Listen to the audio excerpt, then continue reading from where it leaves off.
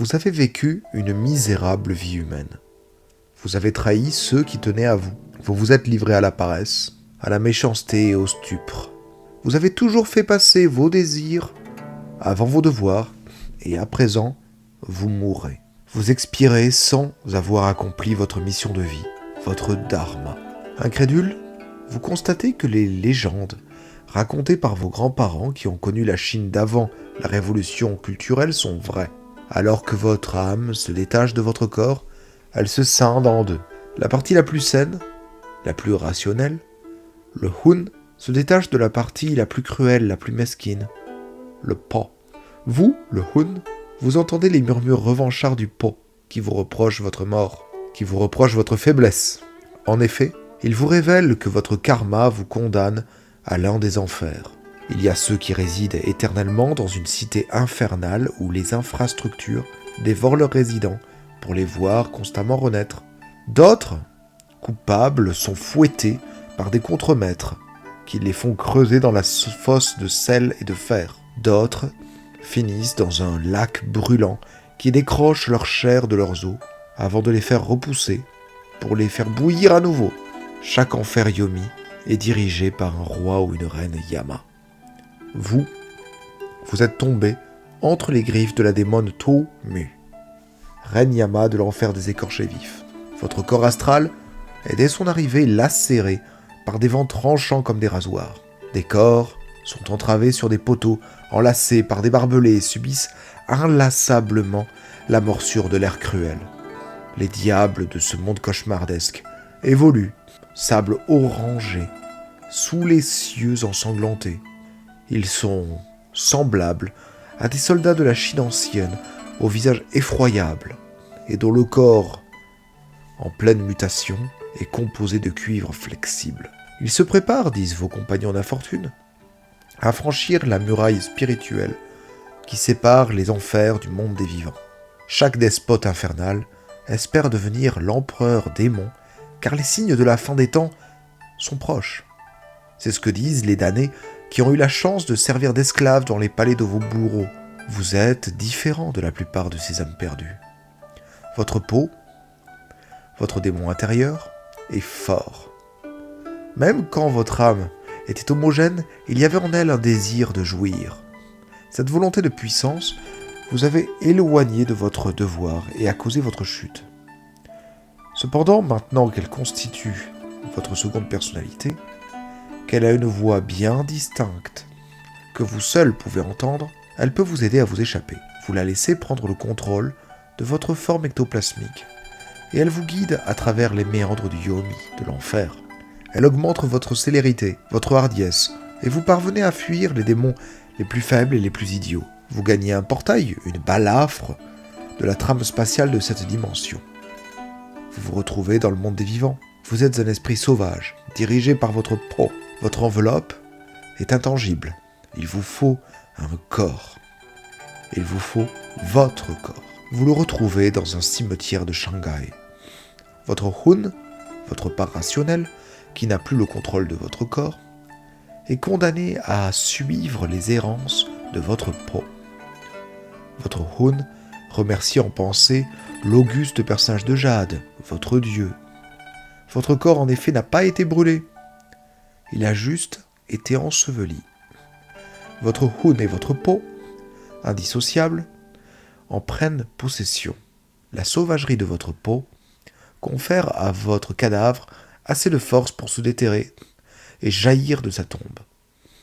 Vous n'avez plus besoin de respirer. La nourriture cuisinée et l'eau ne vous attirent plus. Toutefois, vous sentez en vous une forte faim de chair humaine. Vous étiez un pécheur. Vous avez été damné. Vous êtes devenu un fantôme. Quand vous êtes revenu hanter le monde des vivants, vous avez retrouvé votre corps et vous l'avez possédé. Maintenant que votre part d'ombre en a pris le contrôle et se plie à ses pulsions cannibales, vous êtes un Chi-Mei. À l'aube, l'instinct de votre Po le conduit à se cacher du soleil et à demeurer jour après jour dans des poubelles abandonnées, dans votre tombe, dans la cave ou l'armoire d'une maison dont vous avez dévoré les habitants.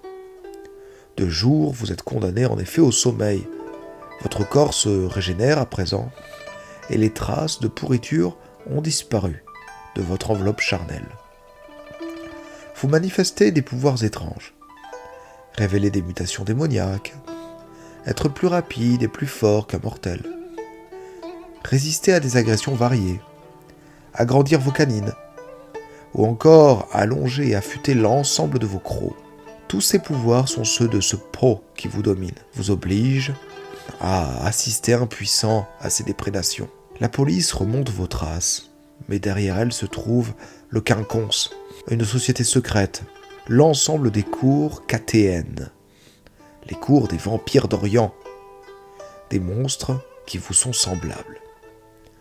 Avant qu'ils ne puissent mener leur enquête à son terme, d'autres corps dont vous n'entendez pas les battements de cœur jaillissent des ombres. Ils vous soumettent en plaçant des idoles de jade autour de vous, en collant à votre corps du papier de riz, sur lequel on a inscrit des idéogrammes Kaja.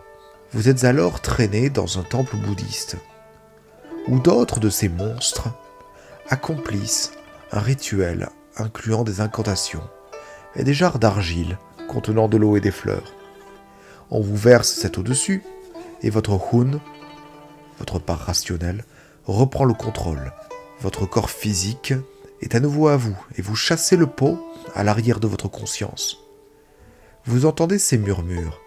Il veut à nouveau vous dominer. Vous sentez qu'il en sera capable, si vous ne contrôlez pas vos émotions, si vous cédez à ses exigences, si vous vous approchez trop de la lumière solaire ou du feu. Une femme s'approche de vous. Sa tenue est surannée et son aura inquiétante. Elle vous explique que maintenant vous avez abandonné la sauvagerie pour devenir un citoyen de la cour de la chair, le principal groupe politique KT1 de Shanghai. Les KT1 sont les vampires d'Orient, les Kuei-jin dont vous faites désormais partie. Ce sont des humains qui sont morts, dans un état de péché mortel, qui ont trouvé dans leur âme démoniaque, le Po, la force de revenir parmi les vivants en habitant un cadavre. Ils savent que les 1000 enfers existent et que des démons veulent les y renvoyer. Ils savent que pour retourner à jamais en enfer ou être dévorés par le néant, il leur suffit de mourir. Une fin qu'ils veulent éviter par tous les moyens. Ils ne vieillissent pas. Ils ne sont plus vivants. En revanche, le soleil, le feu, les pouvoirs des chasseurs de sorcières, les traîtres parmi les vampires d'Orient, les démons envoyés à leur suite, peuvent rapidement leur faire connaître la mort ultime. Ils tiennent donc à leur non-vie, mais savent qu'il est peu probable de demeurer indéfiniment sur Terre. Heureusement, il existe pour eux une possibilité de se transcender. Il s'agit du Satori. Les mythes des mortels concernant le nirvana bouddhiste, le moksha hindou, la transcendance taoïste, l'ascension sont vrais. Un être qui a réussi à se défaire de son ego, à percer intuitivement les mystères de ce monde, à couper tous ses liens affectifs, quitte notre univers et atteint une dimension spirituelle où aucun mal ne peut lui être fait. Votre état spirituel, alors que vous vous tenez devant votre enseignante, est déjà bien différent de celui qui fut le vôtre une heure auparavant. D'un monstre idiot, affamé de chair humaine, vous êtes devenu un sujet raisonnant, disposant du libre arbitre. Les effets de votre garde dharma se font sentir. Vous n'avez plus besoin de manger de chair humaine. Vous pensez vous contenter du sang des hommes, femmes et enfants. On raconte que les personnes plus sages que vous peuvent même se sustenter en sirotant le souffle des mortels, ou en dévorant l'énergie vitale de certains lieux chargés de spiritualité. Si le démon avait des pouvoirs violents et physiques, vous avez gagné, en devenant un être conscient, l'accès à tout un ensemble d'arts mystiques supplémentaires, qui sont fondés sur la maîtrise de votre Hun, de votre Po, du Yin, du Yang. Plus vous progressez dans votre compréhension intuitive du monde et de vous-même, plus vos pouvoirs fondés sur la maîtrise de l'énergie spirituelle Qi seront impressionnants. Quelques pouvoirs innés vous sont d'ores et déjà accessibles. Vous pouvez voir les esprits, résister au contrôle mental, blesser ou tuer des mortels en projetant discrètement une partie de votre aura gorgée de l'énergie de la mort yin. Vous pouvez aussi passer pour un humain en utilisant les énergies de la vie, yang. Vous vivifiez ainsi votre temps et vous imitez la respiration des mortels. Le mysticisme et la méditation sont ainsi cruciaux pour les Catéens. Toutefois, l'illumination, le satori, ne peut être atteinte aisément. Le Po empêche l'éveil spirituel du Kuei Jin. C'est un synonyme de Catéen. Le Po fait tout son possible pour vous pousser à céder à ses prises de contrôle. Il ralentit votre illumination et parfois vous fait déchoir du niveau spirituel que vous aviez atteint. En termes de jeu, cela signifie que le Catéen est joué par deux individus. Vous jouez le Hun et une autre personne fait parler et agir votre Po quand il s'empare de votre corps dans des circonstances précises. Vous-même, vous jouez également le Po d'une autre personne et vous susurrez des paroles haineuses ou tentatrices à l'un de vos voisins. Ce voisin lui-même jouant également un Hun. Ainsi, chaque joueur joue son propre personnage en jouant son Hun et la part la plus sombre d'un autre joueur en jouant son Po. Parfois, vous pouvez donc déchoir de votre voie spirituelle. Il faut donc un sifu, un maître, un mentor, pour vous initier à la culture des Catéens. C'est ce rôle que jouera la vampire d'Orient devant vous. Elle vous révèle qu'il existe 5 dharmas orthodoxes, 5 voies spirituelles qui ont toutes pour finalité de s'extraire du monde physique et de se soustraire à la menace constante de l'enfer. Ces sentiers philosophiques sont très divers et incluent les héros majestueux, les Kuei Jin, qui suivent une voie honorable qui consiste à faire d'eux des êtres moraux. Ces héros majestueux ont conscience que leurs bonnes actions ne leur ouvriront pas la voie du paradis, car le karma ne s'applique pas aux morts. Toutefois, ils voient dans une existence méditative, austère et juste, un moyen d'ouvrir leur esprit à l'harmonie du monde. Leur vertu cardinale est le Hun, la partie la plus saine de la personnalité du Kuei Jin. Leur opposé spirituel est le dharma du tigre-diable. Il existe en effet une voie suivie par des Catéens qui veulent comprendre la véritable nature du mal. Ils se livrent pour cela à des actes atroces. Ils jubilent des tortures qu'ils infligent. Ils peuvent contrôler les triades et fréquenter des esprits mauvais. Ils jouent un jeu dangereux, car en agissant ainsi, ils espèrent utiliser la puissance du Po, la part perfide et sauvage de leur personnalité. Ils comptent utiliser cette force, le ki du démon, contre le Po lui-même. Les dragons exaltés s'efforcent de comprendre et de s'unir à l'énergie yang, qui est celle de la vie, de la chaleur, de la rage, des pulsions charnelles. Pour cela, ils dansent, chantent, boivent, mangent, consomment également le sang des victimes droguées pour ressentir les effets de l'alcool et des narcotiques. Ils font l'amour, ils prient des dieux bons vivants et sont en quête d'émotions fortes. Ces actes provoquent dans leur organisme souvent une concentration de l'énergie yang qui leur permet d'avoir des enfants demi-vampires et de résister dans une certaine mesure à la lumière solaire. En contrepartie, ils peuvent tomber malades. Leur opposé le champ de l'ombre. Ces Catéens s'inondent de l'énergie de la mort yin. C'est aussi l'énergie du calme, du froid, de l'obscurité, de l'eau. Pour cela, ils méditent dans les cimetières. Ils jeûnent ou ne se nourrissent que sur des cadavres ou des malades. Ils invoquent des fantômes par des rituels et se tiennent à distance du tumulte des foules. Beaucoup développent un déséquilibre énergétique en faveur du yin. Cela leur permet de résister à la douleur, mais tend à les rendre hideux s'ils s'exposent trop souvent au soleil. Il existe un dharma orthodoxe de l'équilibre, qui fait autant la part au yin, au yang, au hun qu'au po. Il s'agit du sentier des 1000 murmures. Ces vampires veulent vivre 1000 existences humaines et les comparer pour en tirer des leçons sur ce qu'est la vie, le dharma, le monde. Tous les 5 ans, ils décident de changer d'identité et s'insèrent dans la société. Ils s'y font des amis, forment des couples, ont un métier, s'inventent une nouvelle personnalité qu'ils jouent le mieux possible. Ils commettent sciemment des erreurs pour comprendre les forces et faiblesses de la psyché humaine. Après cette courte existence factice, ils disparaissent ou mettent en scène leur mort. Ils se réfugient dans leur tombe et méditent sur les leçons apportées par ces dernières années. Ils mûrissent ensuite leur prochain rôle. Certains parlent de dharmas hérétiques. Ce seraient d'autres façons d'atteindre la transcendance. On n'est pas sûr de leur efficacité, et ces sectes ont peu d'influence sur le champ politique. Toutefois, elles ne sont pas persécutées en général. On parle ainsi de la tempête du centre interne, une voie qui consiste à libérer son intuition pour qu'elle puisse appréhender le chaos et l'univers. Ainsi, saisir un monde tiraillé par des forces antithétiques. Il existe aussi un dharma méconnu du nom du visage des cieux. Ses adhérents fondent des sectes.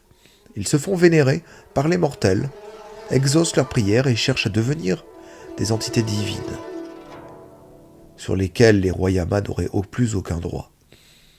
Un autre dharma consiste à vouloir redevenir humain. On le nomme le phénix ascendant. On lutte contre son démon, on se gorge d'énergie yang pour avoir des enfants et pour résister un peu au soleil. Et on s'emploie à avoir une vie normale et saine. L'esprit de la terre vivante, enfin, consiste à plaire aux esprits, tant ceux de la nature que ceux des défunts. Cette approche mêle chamanisme et shintoïsme. Il existe une sordide voie de garage, qui consiste à assurer son contrôle sur son côté démoniaque, mais à s'interdire la transcendance, tout simplement par paresse ou par crainte de ne pas avoir la détermination pour l'atteindre, ainsi que l'intuition nécessaire pour un tel exploit. Il s'agit de la voie des Akuma, les traîtres au service des rois yamas. Ces vampires voulant saper la société vampirique de l'intérieur disposent de pouvoirs conférés directement par leurs sordides souverains infernaux. Ils promettent d'offrir un maximum des âmes de leurs frères et sœurs catéens aux enfers en échange de leur liberté relative. Il va de soi que ces traîtres sont chassés, torturés, abattus et leur nom effacé des annales des catéens. Une fois votre dharma choisi, vous vous entraînez pendant des années entouré des mentors de la cour qui vous a adopté. Vous êtes tenu loin de la société des mortels, tant que vous ne maîtrisez pas vos pouvoirs et n'avez pas assez de force pour lutter quotidiennement contre les assauts psychiques de votre peau. On décide de vous enseigner certains des pouvoirs suivants. Dominer et comprendre autrui, soumettre votre peau et envoyer ce démon hors de votre corps, modeler votre chair, solidifier votre sang, vous nimber de flammes fantômes, entrer en harmonie avec les minéraux, sculpter vos propres os, renforcer votre volonté, contrôler votre yin ou votre yang à des fins martiales, faire l'équilibre à l'intérieur de votre corps entre ces puissances inverses, ou au contraire stabiliser l'état de santé d'un mortel ou d'un autre vampire. On vous enseigne aussi vos droits, vos devoirs, les punitions si vous y contrevenez, la culture catéenne dans son ensemble, l'histoire cachée de l'Orient, la vieille écriture Kaja qui sert à leur rituel, la culture littéraire et religieuse locale, les caractéristiques des différents royaumes spirituels que vous explorerez peut-être, l'art de vous tenir devant les autres vampires d'Orient en tenant compte de leur appartenance, de leur dharma et de leur statut social, le mépris face aux vampires occidentaux, ces descendants du Caïn biblique qu'on appelle Kinjin. On vous apprend aussi à vous battre en suivant les voies martiales ancestrales. Vous vous présentez devant le mandarin de Shanghai finalement. Avec sa cour, Il s'assure de votre contrôle de votre côté sombre, de vos aptitudes et de votre respect de la hiérarchie. Ceux qui ne sont pas à la hauteur de la cour de la chair, lors de leur présentation en mandarin, connaissent la mort ultime. On vous gratifie d'un territoire où vous chasserez les humains. Vous êtes toujours sous la tutelle de votre sifu. On n'exige pas de vous d'être discret, mais on vous met en garde contre les déprédations des chasseurs d'êtres surnaturels. On vous rappelle votre inimitié avec les créatures métamorphes. On vous parle des envoyés des seigneurs infernaux venus vous chercher. Et on vous enjoint à faire profil bas. On vous présente à votre Wu. Il s'agit de 4 autres KT1, de dharma différents. Ils sont aussi jeunes que vous. Ils s'engagent à vous défendre et vous vous engagez à les défendre. Tous, vous promettez l'entraide, et ce bien que chacun d'entre vous est un dharma différent de ceux des autres. Votre alliance est célébrée devant les Kuei-jin et les esprits. On donne un nom sacré à votre Wu, la carpe écarlate, le dragon doré, le lièvre ascendant. On vous place sous la responsabilité d'un Nushi, une entité spirituelle invisible aux yeux des mortels qui vous conseillera, vous protégera pour les siècles à venir et vous conférera quelques pouvoirs. On associe à chacun des membres du Wu une direction mystique qui définira son rôle dans la société des Kuei-jin. Les vampires liés symboliquement à l'Ouest seront chargés d'interagir avec les humains pour le compte de leur Wu, leur groupe de 5 vampires. Les vampires de l'Est échangent ainsi coutumément avec les esprits. Ils s'attirent leur bonne grâce. Ceux du Nord rappellent au Wu les différentes traditions auxquelles leur peuple se soumet. Ceux du Sud, au contraire, sont chargés d'innover. Ceux du Centre s'assurent que le Wu collabore dans la bonne entente.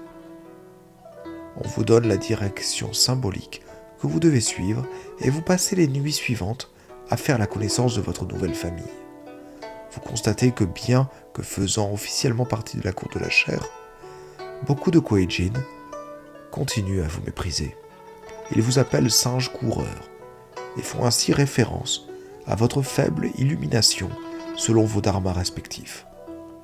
Pour gagner leur respect et vous rapprocher du statut du mandarin, il faudra rendre service à la cour, progresser sur votre voie spirituelle, intriguer et vous défaire de vos adversaires politiques, régler les contentieux avec les esprits, défendre votre territoire, développer par l'étude des anciens textes sutras vos pouvoirs mystiques, fondés sur le yin et le yang présents dans le sang volé aux mortels. Il faudra aussi faire face à la venue du 5e âge, une apocalypse qui couronnera un souverain des enfers. Ce dernier régnera tant dans l'au-delà que sur Terre. Vampire d'Orient est un jeu de rôle intégré à l'ancien monde des ténèbres. Ces vampires sont très différents de ceux présents dans Vampire la Mascarade. Contrairement à leurs homonymes occidentaux, ils ne dévorent pas les âmes et le sang de leurs aînés pour gagner en puissance. La plupart des chroniques se déroulent entre l'Inde et le Japon. Cela inclut évidemment la Thaïlande, la Corée, la Chine, le Bangladesh. Les personnages doivent être asiatiques. Aucun Européen ne passe par leur processus de renaissance. Les pouvoirs sont redoutables et variés. Le fait que chaque personnage soit joué par 2 joueurs concurrents donne naissance à des dialogues intérieurs passionnants. L'Asie dans le monde des ténèbres a été assez bien décrite par les auteurs de la maison d'édition White Wolf, et elle recèle de secrets et de tensions. Le fait que ces vampires puissent aussi gagner le monde des esprits ouvre considérablement les possibilités d'exploration, et l'annonce de la fin des temps donne un sentiment d'urgence aux KT1 qui doivent se renforcer, partir en quête d'alliés, et vider les cours de leurs traîtres gagnés à la cause démoniaque. Le fait qu'ils aient déjà connu l'enfer renforce leur détermination. Le jeu a toutefois un problème, sa très longue introduction. Nous l'avons en grande partie couverte ici, pour aider un éventuel maître de jeu désireux de faire une ellipse totale et permettre à ses joueurs de commencer directement vampire, tout en connaissant ce par quoi ils sont passés. Nous vous souhaitons des chroniques trépidantes, ouvertes sur des cultures riches et passionnantes. Bon jeu.